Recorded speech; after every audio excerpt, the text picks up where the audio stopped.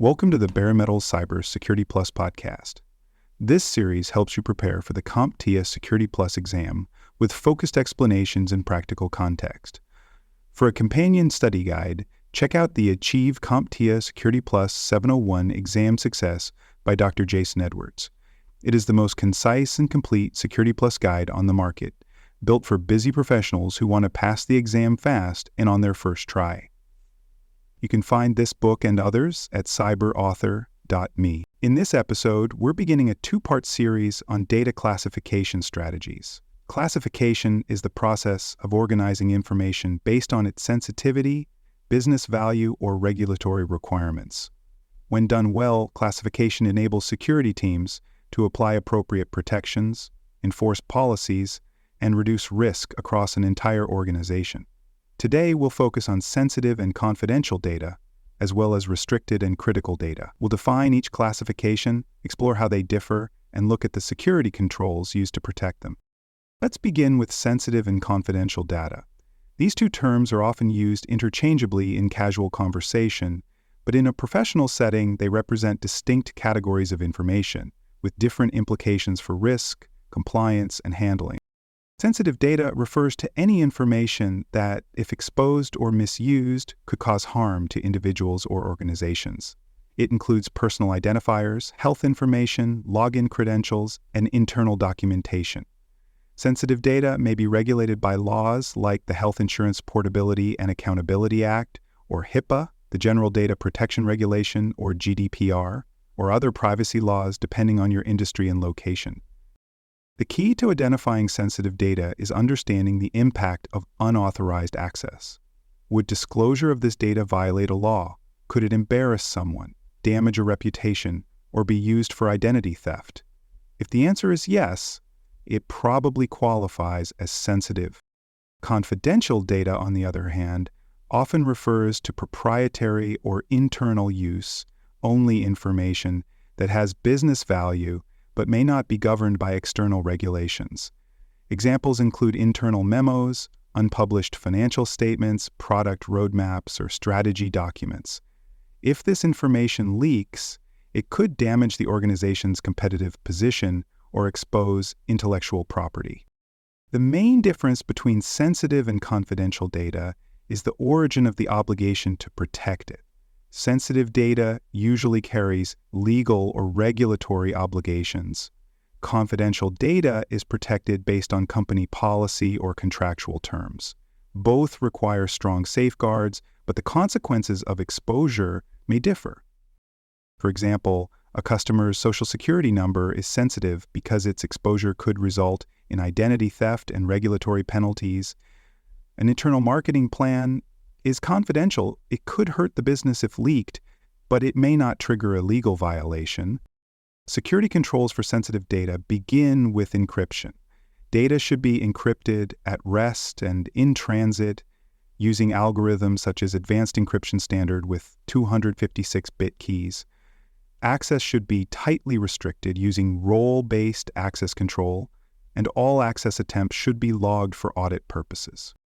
Confidential data may be stored in protected areas of a file system, on document management platforms with built-in access control, or within private repositories. While encryption is still important, classification-based tagging and access review are often used to maintain control. Data loss prevention tools can enforce policies across both types of data. These tools scan emails, file transfers, and downloads for keywords, metadata, or pattern matches. If someone tries to send a sensitive document to a personal email account, the system can block the action or alert security teams. Let's now turn to restricted and critical data, two classifications that represent the highest level of protection within most frameworks. Restricted data is the most tightly controlled category of information in many organizations.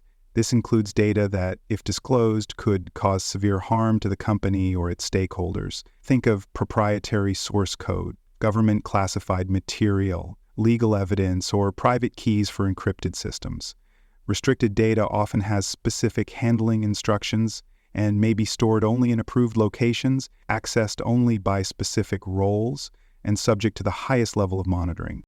To define something as restricted, ask, Would exposure create a catastrophic risk to the business, its partners, or its customers? If the answer is yes, then this data deserves restricted status. Critical data refers to information that is essential for the organization to operate. This may include billing systems, real-time transaction data, operational metrics, or identity services. Losing this data, even temporarily, could disrupt service delivery, harm customers, or cause financial loss. Critical data is not just sensitive, it's foundational. It may not be secret, but it must be preserved and protected against tampering or deletion. In a financial services company, account balance data is critical.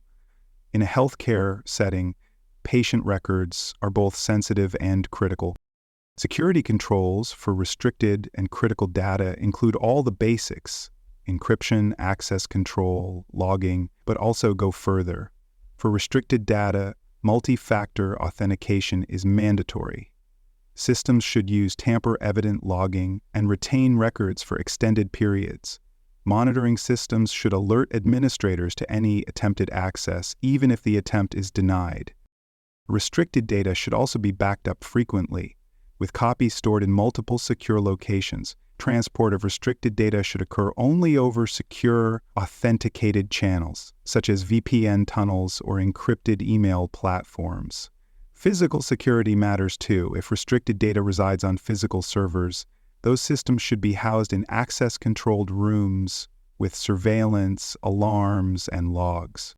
For critical data, availability becomes as important as confidentiality.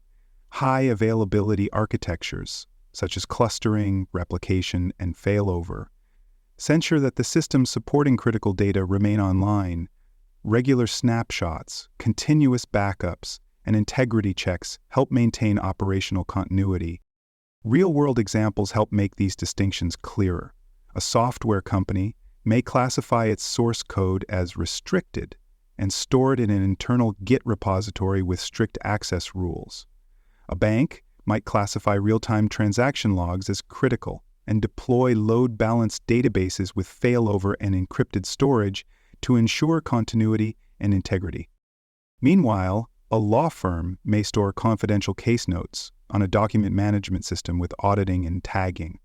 A hospital will treat patient records as both sensitive and critical, encrypting them, enforcing least privilege, and ensuring constant access.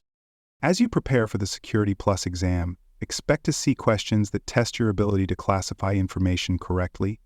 You may be given a scenario involving different types of data and asked to choose the appropriate level of protection.